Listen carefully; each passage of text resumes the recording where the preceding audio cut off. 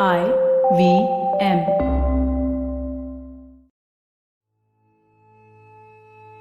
We're in a strange place, bustling with activity, surrounded by people who look nothing like those whom we have seen in earlier episodes of this season. It's been a little more than a century after the death of the Buddha, and we are already in a world totally different from the one that he used to inhabit. There's a company of cavalry riding past us, the riders wearing flowing armor of cloth that covers them from head to toe, wielding short spears with short cloaks fluttering behind them. These must be Persians, their skin the color of golden wheat. Many of them sport thick black mustaches. Watching them pass are a jeering group of sunburnt, pale individuals, some of them already drunk despite how early in the morning it is. They wear plain dyed tunics and hoot and make obscene gestures as the cavalrymen pass.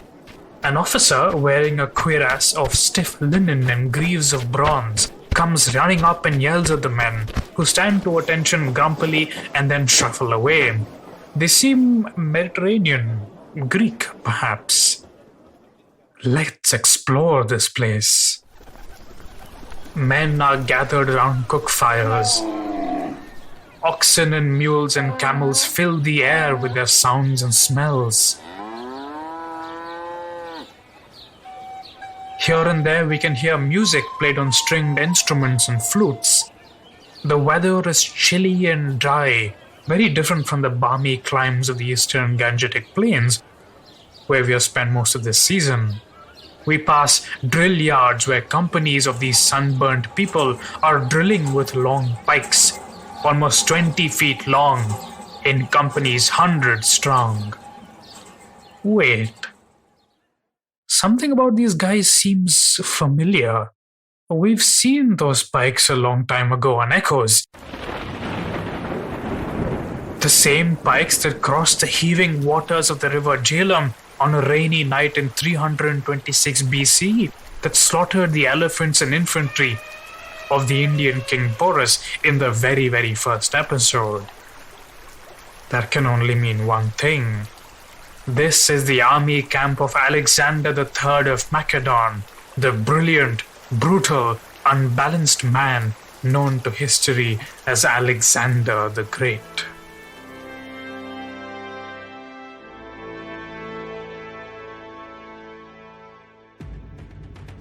As we look around, we see people from all around the ancient world, fighting, arguing, drinking, laughing.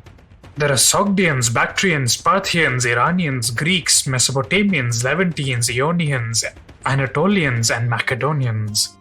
You might have thought that the followers of the Buddha were diverse, and they were. They came from across the Gangetic plains, but the diversity here is the diversity of an entire world. The streets of the camp babble with tongues that we have never heard before. There are also Indian mercenaries here, wearing their hair in beautiful top knots, swaggering around wearing little more than loincloths, muscles rippling in the mild sun. They look rather different from the swarthy men of the Gangetic plains, and they speak very different languages. These are people from the northwest parts of the subcontinent. But as we walk, we also pass more and more Indians who are evidently not mercenaries or warriors. We see women and children, chained, bruised, beaten. They stare at us with hungry, helpless eyes. Merchants are squabbling in front of them with Greek officers, agreeing on prices and dragging away these people like they are merchandise. Alexander has taken thousands of slaves in his campaigns in India, and here they are being sold off to the merchants that buzz around his camp like vultures around rotting carrion. The mood of the camp doesn't seem very optimistic. There are clumps of Greeks standing around resentfully arguing, many of them drunk. We need to find out what's happening, but what they're saying is all Greek to me. Let's wander around a bit more and see what turns up. Wait, who's that? Someone lying in a ditch there. Oh, I can smell the wine from here. Wait, there's something familiar about him. That garland of flowers draped around one ear. Mr. Brainy from Shavati? What the f? How much did I drink last night? Wait, where's my money? That Nanda. Mr. Brainy, it's me, Anirudh. We met in Shavati almost 150 years ago. Shavati? Who the wants to go to Shavati? It's full of those Gangetic degenerates. Say, do you have any water? Hang on. Look, there's a water carrier.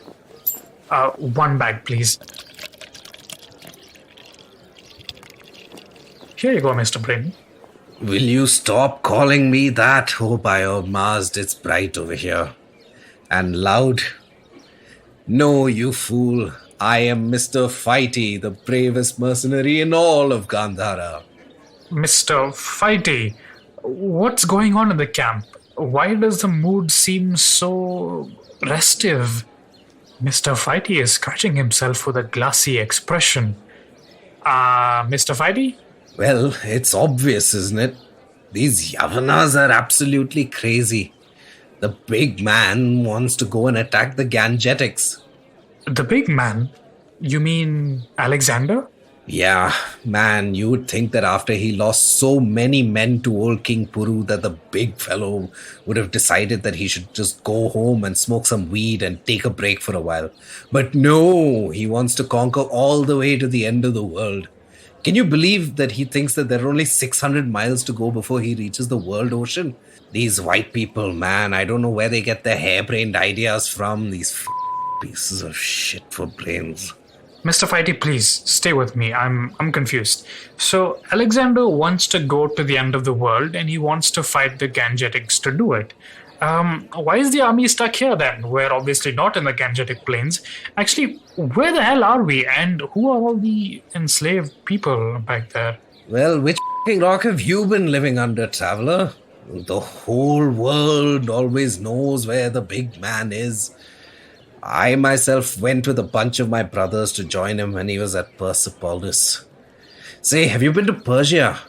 Good gods. That is one hell of a place. They have inns along the highways and soldiers patrolling them. People can just go wherever without worrying about bandits and random chiefs asking for free shit. Can you imagine? And my god, Persepolis.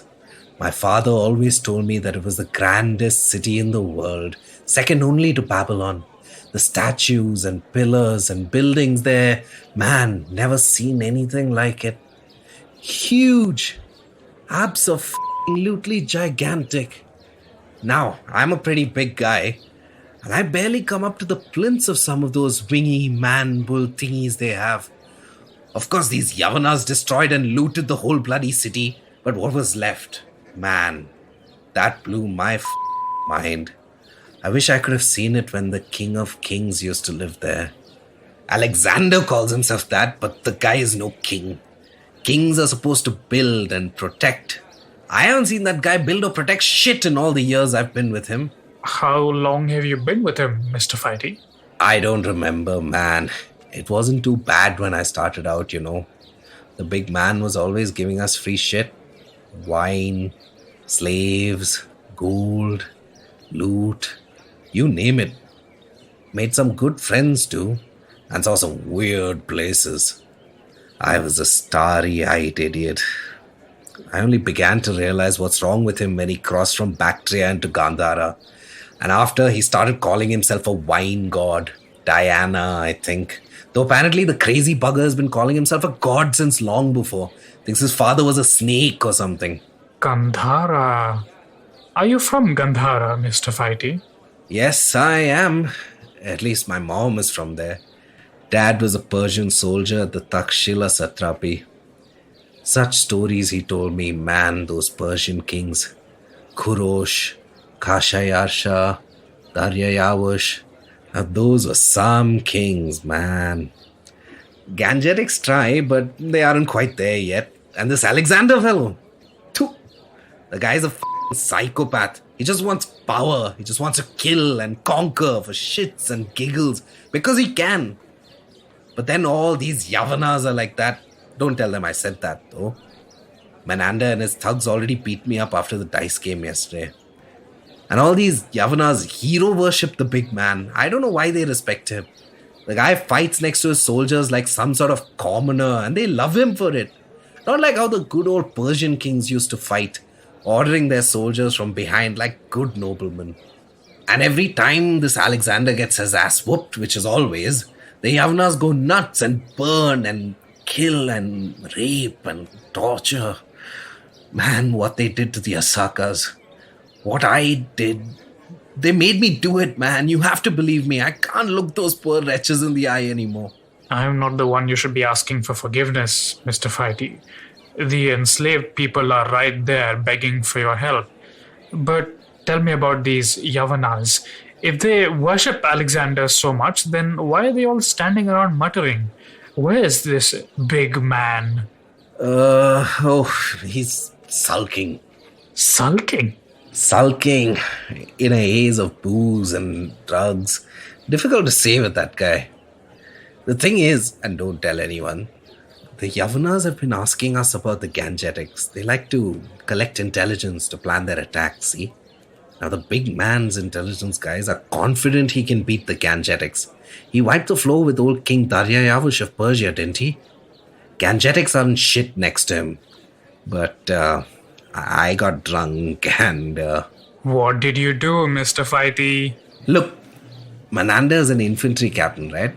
Guy's been with Alexander since before Alexander's balls dropped. Now, Nanda and I were drinking and cuddling the other day, and he asked me how big the armies of the Gangetics were. So first I said, they're so big, only your mama is bigger. Then he got all serious and he asked me again. So I randomly said King Ograsenia of the Gangetics had 20,000 cavalry, 200,000 infantry, 2,000 chariots, and 4,000 elephants equipped for war. And I said the Gangetics were just waiting for the Yavanas to come so they could grind them into meat paste. I just made it up because I wanted to see Nanda shit his tunic a bit.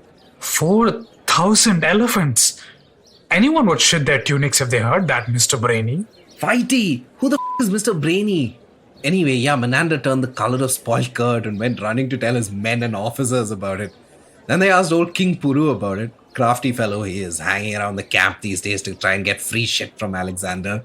Now, of course, Puru wants the Yavanas to f***, so he said, yes, absolutely. And he also said the Ganga River was 32 furlongs wide and 100 deep, and that King Ograsenia was waiting to f*** Alexander on the other side, just like he had been waiting on the banks of the Jhelum before Alexander whooped him. Then Alexander also shit his tunic. And then what happened? Well, news got out everywhere, and the Yavanas are scared of elephants and of Indians now. So they told Alexander they'd had enough of raping and killing and wanted to go home and be with their kids for a while. Not such a bad idea, if you ask me. It'll keep them away from the more civilized parts of the world. But Alexander can't handle anyone questioning him. He's like a baby. Just can't take no for an answer. So he's been sulking. And that brings us to today morning. Mr. Fighty, you mean to tell me that fake news and viral gossip has brought the deadliest conquering army the world has ever seen to an absolute standstill? Yeah, man.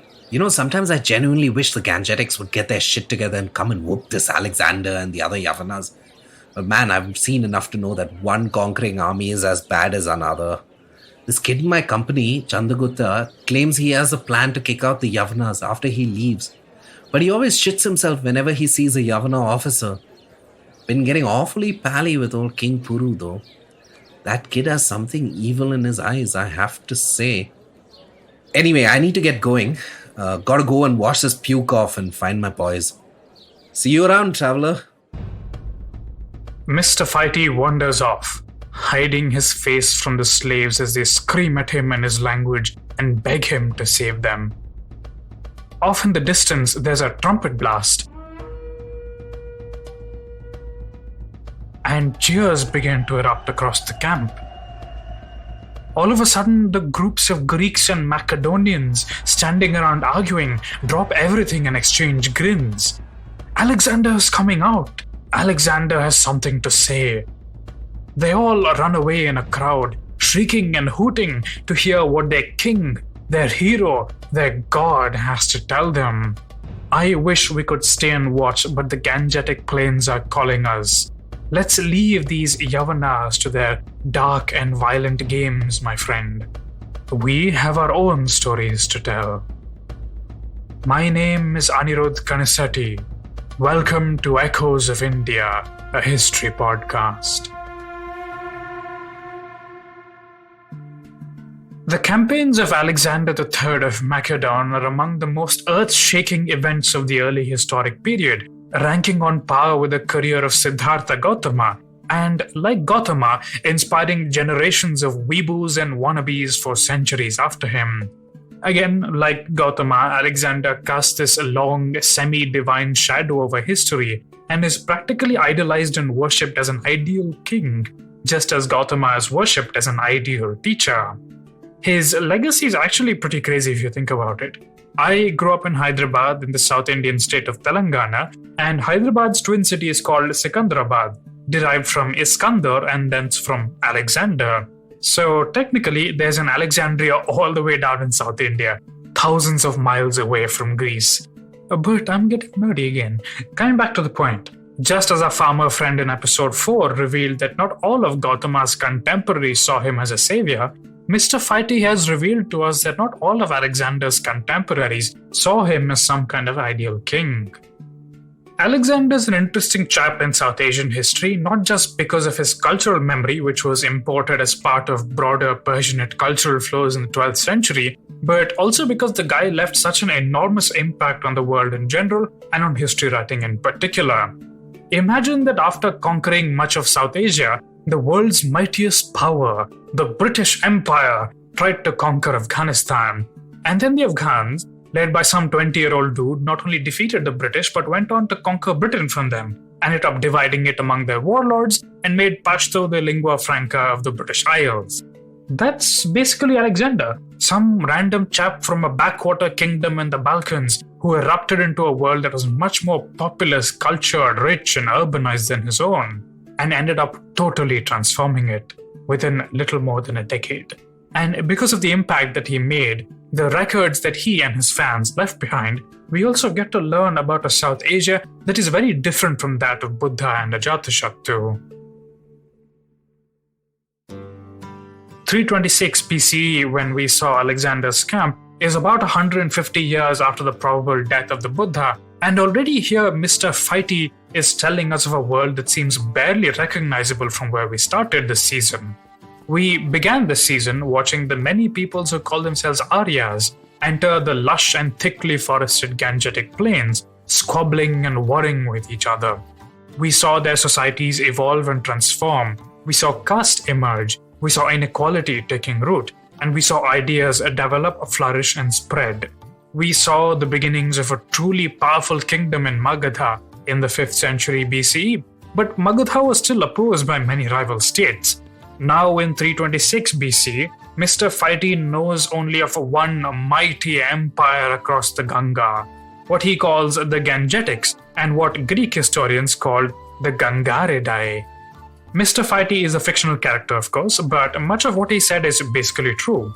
After the difficult battle with King Puru on the Jhelum River, Alexander fully intended to try and enter the Gangetic plains, but his soldiers mutinied after hearing stories of the immense armies and vast numbers of elephants of the Gangaridai. So who the heck are these Gangaridai? Who is this King Agrasenia that Mr. Fighty mentioned? Well, he probably belonged to one of the most important and enigmatic of all Indian dynasties, the Nandas. In the century and a half after the death of the Buddha, the wars that we saw beginning in the last episode gradually grew to engulf much of the Gangetic plains. Powerful, blue-blooded military aristocrats like Ajatashattu, wielding the power of Magadha, gradually conquered kingdom after kingdom until the entire river system of the Gangetic plains was controlled by Magadha. Now, we often think about the unification of various parts of India as some kind of historical inevitability, but that's not really how history works at all. The kingdom of Koshala, for example, had a proud history of its own. Why would it submit to the control of some distant monarch in Magadha, especially if that monarch had instigated the death of its men in battle? How was it profitable for the kings of Magadha to extend their control into territories which had their own loyalties without losing their military resources and constant rebellions? Let's see how this old Koshalan man, for example, thinks about one of the dynasts who succeeded Ajatashatru. Shishunada, you bastard! You killed my sons and hung them from the gates of Shavati. Your spies can torture me all they want, they can kill me! But I will never bow to any king of Magadha. No king of Magadha will ever rule in Kosala.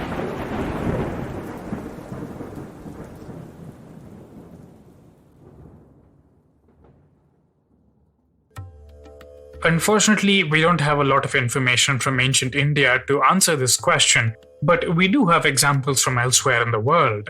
You see, in comparison to the way this old man thinks about Magadha, Mr. Fighty, whom we met earlier, is evidently in total awe of another distant ruler who similarly conquered his homeland. So let's talk a bit about Persia, the most powerful empire of the ancient world, the empire that Alexander conquered. Roughly around 550 BC, perhaps even before the birth of Siddhartha Gautama, the bloody battlefields of West Asia were shaken by the emergence of a new conqueror, Khurosh, king of Anshan, known to history as Cyrus the Great. West Asia was no stranger to brutal and violent empires. It had seen them rise and fall in endless succession from the time of Sargon of Akkad in 2300 BC in modern Iraq. Sargon, incidentally, already lived in a globalized world and boasted of trading with the Harappans. Now, roughly 1,000 years later, as we saw in episode 1 of this season, one group of Central Asian peoples calling themselves Aryas entered South Asia after the decline of the Harappans. Similarly, another branch of people also calling themselves Aryas, but with very different religious ideas, entered the Iranian plateau. We call them Indo-Iranians. As the descendants of Aryas and the peoples of northern India had battled and evolved over the centuries, so had the descendants of these other Aryas and the people of the Iranian plateau, constantly struggling against each other as well as against the much more powerful empires of Mesopotamia or Iraq. In the 6th century BC, Khurosh, the king of Anshan, a small kingdom in southwest Iran, rebelled against his overlords, the Median Empire, conquered them, and then conquered the Lydian Empire of Anatolia and the Neo-Babylonian Empire in Iraq and Syria, thus creating the largest and most diverse empire the world had ever seen, and adopting the title of Kshayatiya Kshayatiyanam, King of Kings. The linguistics of the title are very interesting. You can see them on the Encyclopedia Iranica online, but basically the word Ksha there is related to the Sanskrit word Ksha in Kshetra and Kshatriya, which we saw evolving in episode 2. Isn't that crazy? Now, returning to Khurosh, how the hell did this individual, this Khurosh, this Cyrus, ensure loyalty from all these proud, teeming, diverse peoples? Let's hear what the man says in one of the most famous records from his reign. I am Cyrus, king of the world, great king, mighty king, king of Babylon, king of Sumer and Akkad, king of the four quarters, the son of Cambyses, king of Anshan, grandson of Cyrus, descendant of Theispes, of an eternal line of kingship, whose rule Baal and Nabu love, whose kingship they desire for their heart's pleasure. When I entered Babylon in a peaceful manner, I took up my lordly abode in the royal palace amidst rejoicing and happiness. Marduk, the great god of Babylon, established as his destiny for me a magnanimous heart of one who loves Babylon, a magnanimous heart of one who loves Babylon, and I daily attended to his worship. My vast army marched into Babylon in peace. I did not permit anyone to frighten the people of Sumer and Akkad. I sought the welfare of the city of Babylon and all its sacred centers. As for the citizens of Babylon, upon whom my predecessor imposed a corvée, which was not the gods' wish and not befitting them. I relieved their weariness and freed them from their service.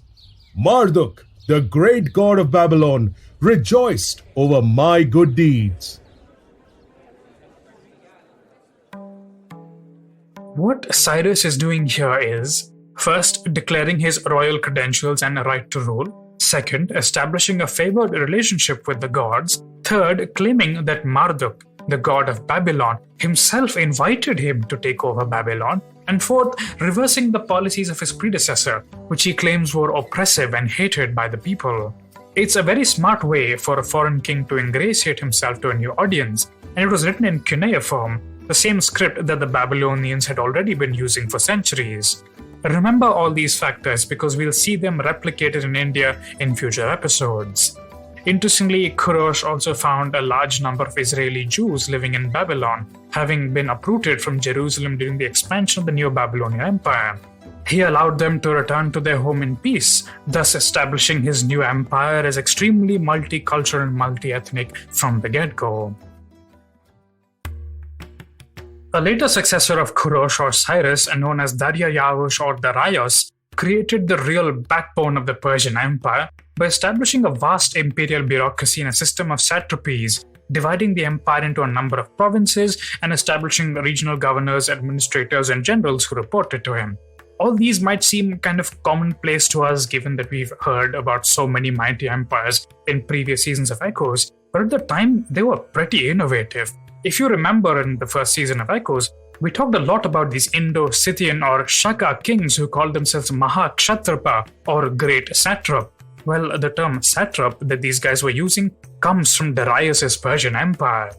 Darius also set up a network of spies, known as the Emperor's Friends, to keep an eye on any potential disloyalty, just to make sure that his generosity towards his subjects wasn't being taken advantage of.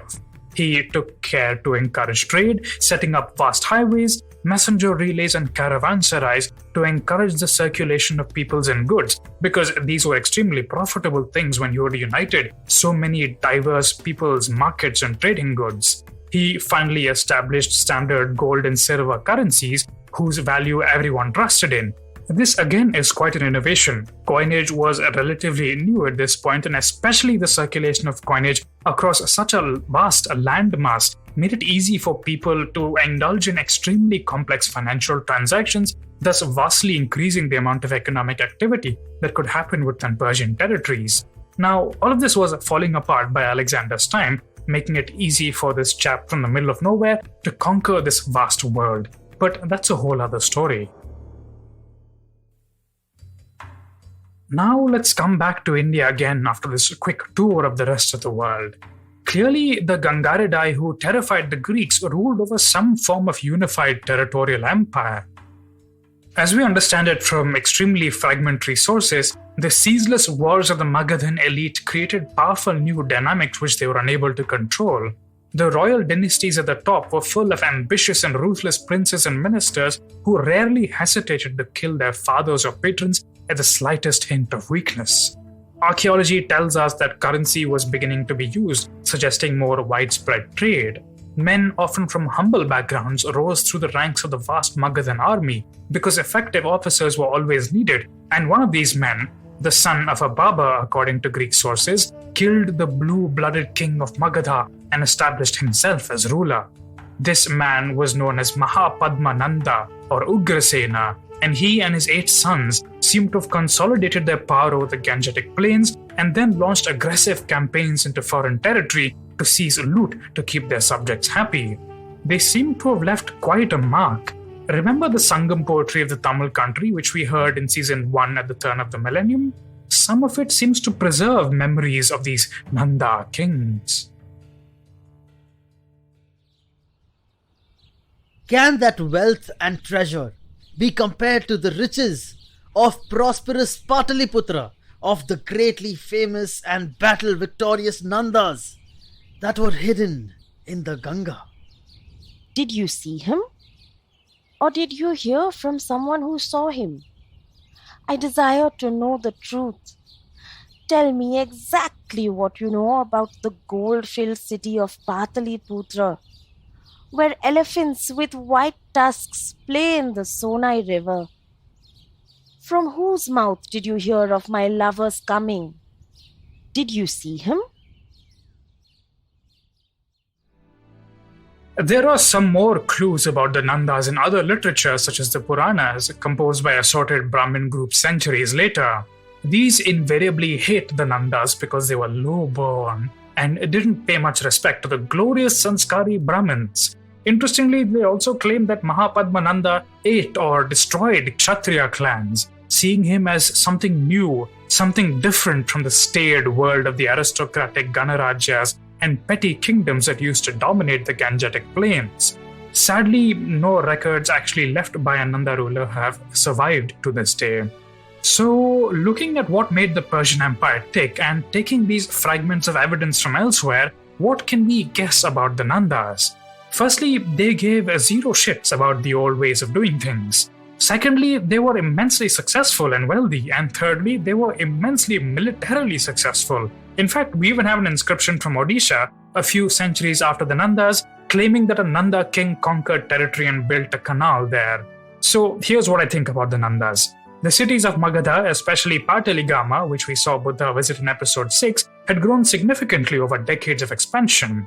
Pataligama, now known as Pataliputra, was transformed into an imperial center, with crowds and markets ravenous for goods and loot by the aristocratic Magadhan kings.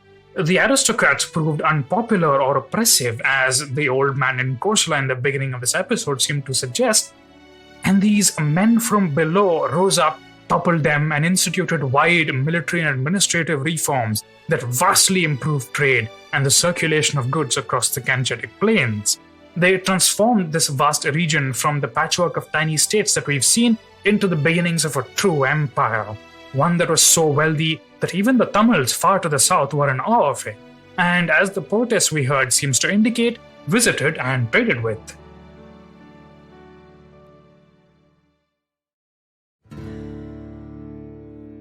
But history is always written by the victors. Alexander, we saw, was a brilliant, brutish man remembered as an ideal king despite his savagery in Persia and India. And the Nandas, though they seem to have been a powerful and prosperous polity, did not survive. In fact, they were only the first of many empires to rise to rule over the fertile Gangetic valley system. Because taking advantage of the chaos of Alexander's invasion, new peoples were rising to power. Among them was a man of shadowy origins, the man who would take the imperial system of the Gangetic plains and expand it to regions it had never seen before. He would be India's very own answer to Korosh, and just as Korosh claimed to be rescuing the world from unjust rulers before him, this new Indian emperor would raise the memories of those who came before and replace them with his own. His name was Chandragupta Maurya, and we'll follow his career and explore his world next week. How will history remember you? As a generous patron of creative and critical stories that need your help to be told, I hope. Head over to buymeacoffee.com/akanisetti, that's AKANICTTI. You'll find a link in the description to help me make more content like Echoes of India. And of course, thank you to these legends, Srivatsa Gundala, Bharat Godihal, Sneha Gantla, and Jatir Nade for their monthly support. Listen to Echoes of India, Yuddha, and other awesome podcasts on the IVM network. Find them on the IVM podcast app or wherever you get your podcasts.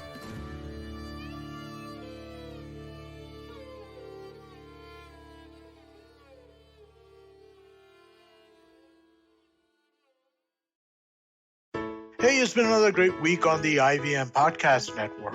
Postcards from Nowhere completes its 100th episode. Utsav speaks with Chuck, the host of Getting Meta, Origin of Things, Simplified, amongst others, about slow travel, the evolution of postcards from nowhere, and what drives them to travel. Tune in and discover the new manifesto of the show and get a glimpse of what's in store for the coming weeks. On The Habit Coach, Ashton talks about the art of focusing with our eyes and how it's connected with our daily activities. On Echoes of India, Anirudh brings back to life the history of South Asia through his extensively researched narratives. And on Simplified, our four hosts, Chuck, Nare, and Shrikesh, Smith, and Tony attempt to deconstruct these universal bounty rituals on the occasion of Chuck's birthday. Do follow us on social media. We're IVM Podcast on Twitter, Facebook, Instagram, and LinkedIn. And remember, if you're enjoying this show or any of our other shows for that matter, please do tell a friend. And finally, we would like to thank our sponsors this week on the network, Ciet Cred, Bank of Baroda, Quarter, CoinSwitch Kuber, and Intuit India. Thank you so much for making this possible.